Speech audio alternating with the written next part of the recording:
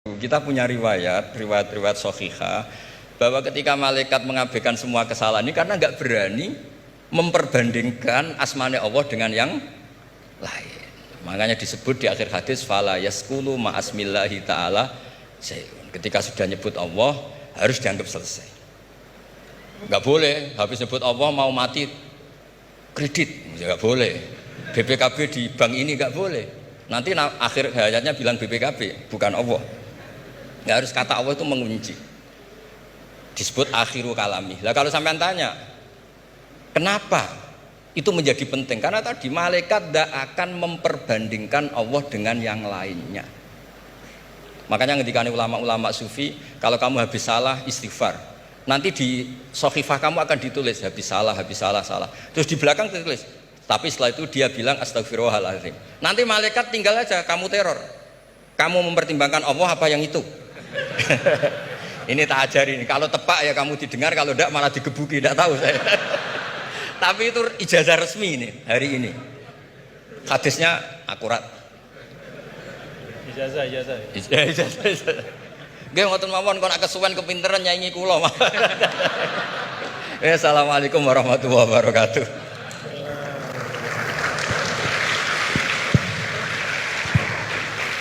Terima kasih karena saya diminta untuk mengakhiri. Ya, saya ingin menyampaikan dua hal saja. Pertama, saya garis bawahi yang beliau sampaikan baru, bahwa kalau Allah tidak berepot-repot ya dan tidak mendetil-detilkan sesuatu, ya berarti itu tidak terlalu perlulah ya. Jadi jangan kita sok merepot-repotkan diri ya mendetil-detilkan sesuatu yang Allah Ta'ala justru tidak detilkan.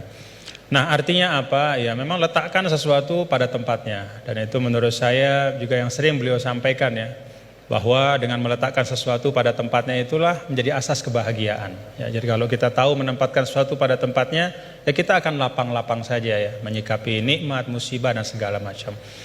Nah,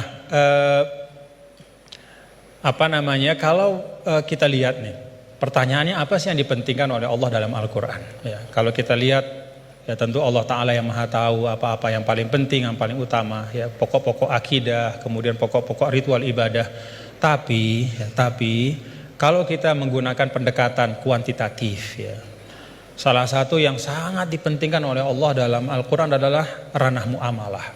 Jadi ranah muamalah itu luar biasa dipentingkan oleh Allah dalam Al-Quran. Ya kalau kita lihat misalnya dari sisi panjang pendeknya ayat saja, 282 Al-Baqarah itu ayat paling panjang dalam Al-Quran adalah tentang transaksi hutang piutang. Ya itu muamalah. Dan salah kalau kita misalnya menanggapi atau mempersepsi bahwa urusan utang piutang itu urusan dunia belaka. Enggak. Ya buktinya Gus Bah tadi nyampaikan beberapa hal tentang utang piutang dalam mengaji barang ini. Berarti sesuatu yang penting. Nah, dalam ayat itu juga disampaikan di akhir ayat tentang hutang piutang itu apa? Wattaqullah wa yu'allimukumullah. Wattaqullah wa yu'allimukumullah. Jadi bahwa muamalahmu, transaksi keuanganmu, hutang piutangmu, hal ihwal tentang keuangan itu menyangkut takwa juga gitu. Itu menyangkut takwa juga. Itu bagian dari ekspresi bertakwa kita. Hutang yang benar, menulis dengan baik, membayarnya juga dengan baik, berhutangnya pun kalau memang betul-betul butuh dan seterusnya. Dan banyak lagi di dalam Al-Quran ayat tentang muamalah. Nah, saya sering sampaikan ya, bapak-bapak saudara, kalau kita misalnya menggunakan pembagian yang walaupun kita bisa perdebatkan lah ya tentang validitasnya 100%, tapi ada pembagian yang sederhana oleh para ulama. Pertama, dalam Islam itu ada disebut dengan ruang akidah ya. Yang kedua ruang ritual ibadah, dan yang ketiga adalah ruang muamalah. Semuanya itu tentu dalam makna semuanya hidup adalah ibadah, tapi kalau dibagi ruang akidah itu terkait dengan rukun-rukun iman kita, keyakinan-keyakinan pokok. Itu sifatnya tauqifi, nggak boleh dikreasikan. Jadi apa yang Allah Ta'ala sampaikan, yang berikan ya seperti tadi disangoni Nabi Adam, fatalaqa Adam bil kalimatin fataba alaih. Ya Rabbana zalamna, ya itu sudah sangon dari Allah. Ya iman itu ya kayak begitu. Kita disangoni, diberikan, ditegaskan, dibatasi. Lalu ritual ibadah juga sama, sifatnya tauqifi. Nah, pada saat muamalah itu sifatnya beda. Sifatnya itu ijtihadi ibada'i. Jadi sifatnya itu kita dikasih prinsip oleh Allah, ruang muamalah kehidupan ini, namanya sosial, politik, budaya, ekonomi, Ya, kita diberikan prinsip, tetapi perinciannya itu diserahkan kepada kita. Bagaimana kita memprosesnya supaya bisa menghadirkan kemanfaatan dan kemaslahatan untuk semua tanpa menghilangkan prinsip-prinsip itu.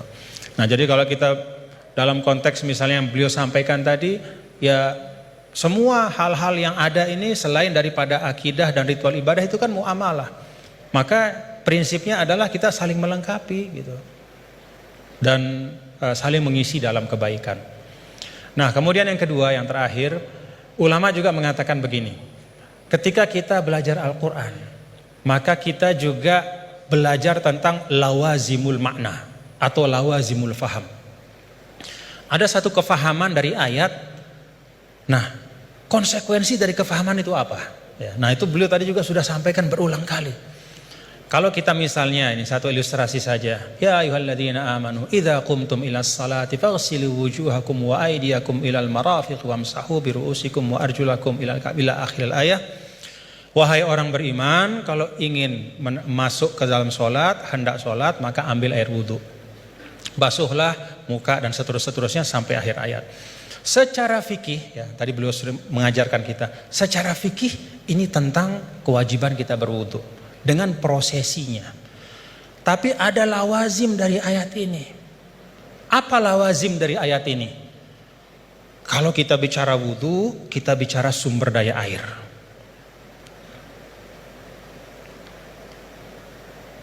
Kita bicara tentang wudu, kita bicara tentang ekosistem kehidupan. Gak ada wudu tanpa air. Kalau wudu tanpa air tayamum namanya. Gak ada wudu tanpa air. Maka apa arti lawazim dari ayat ini?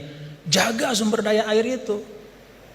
Kalau dalam konteks misalnya pasal 33 Undang-Undang Dasar 1945, apa kata, sumber daya alam dan semua yang menyangkut hajat hidup orang banyak dikuasai oleh negara, itu juga bagian dari lawazim makna ayat ini. Dalam arti apa?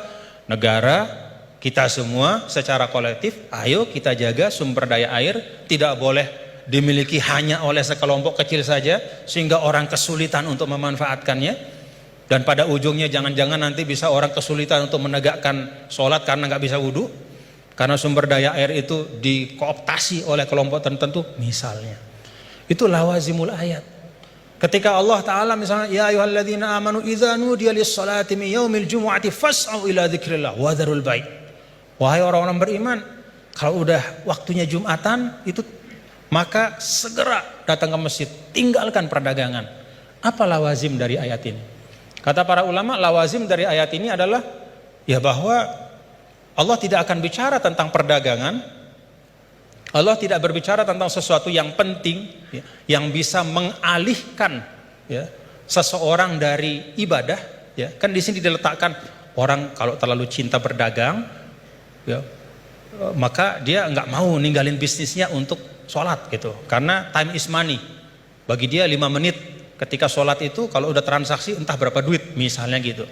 Nah, ada lawazim dari ayat ini kata para ulama bahwa ya perdagangan harus diisi oleh orang-orang gitu, yang tidak hanya memikirkan profit sementara di dunia, tapi dia juga memikirkan fungsi spiritual dari harta itu.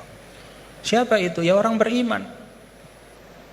Dengan kata lain ya orang Islam disuruh untuk aktif dalam berdagang. Karena ketika perdagangan itu diisi oleh orang-orang yang tidak punya pandangan lebih dari dunia, kalau kata orang Sasak, enggak-enggaknya cuma dia pandang dunia saja, ya dia tidak akan mungkin bisa menunaikan pesan ayat ini. Jadi ayat ini bisa ditunaikan pesannya adalah oleh orang-orang yang ketika dia hidup di dunia, beraktivitas di ekonomi, ya, membangun kapital, membangun bisnis, tapi pada saat yang sama dia juga meletakkan itu semua menjadi bagian dari ibadahnya kepada Allah. Jadi ayatnya tentang ibadah sholat Jumat, tapi pesannya di sana adalah isi ruang bisnis itu, ikhtiarkan supaya ruang-ruang ekonomi itu terisi oleh orang-orang yang ngerti bahwa dunia ini adalah jalan untuk mencari kebahagiaan yang lebih hakiki, yaitu di sisi Allah Ta'ala. Jadi itu 2 hal yang mungkin saya ambil dari beliau tadi. Kita pentingkan apa yang memang penting, dan yang kedua kita pahami ayat itu tidak hanya dari sisi teksnya, tapi dari konsekuensi-konsekuensinya di dalam kehidupan kita. terakhir bicara tentang sanad. Nah, saya ada satu hal, kalau saya pertama kali saya ketemu sama Gus Baha, ya, melihat beliau, ya, ada nggak bapak-bapak, saudara-saudara melihat dari beliau yang beda, ciri khasnya?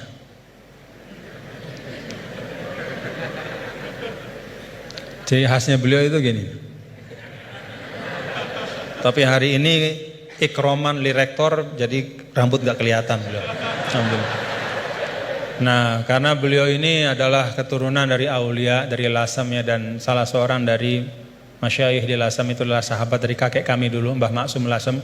Ya, beliau bersahabat dengan Nini Ida Maulana Syekh Tuan Guru Kiai Haji Muhammad Zainuddin Abdul Majid. Itu biasanya perilaku Lasem itu ada sanatnya, gitu ya. Jadi saya lagi mikir-mikir, ini naruh topi begini tuh ada sanatnya nggak beliau? Nah, kita mau tahu dari beliau, ya. Ala kulli hal, bapak-bapak saudara, terima kasih Gus atas ilmu-ilmunya dan silaturahim kita pada pagi hari ini.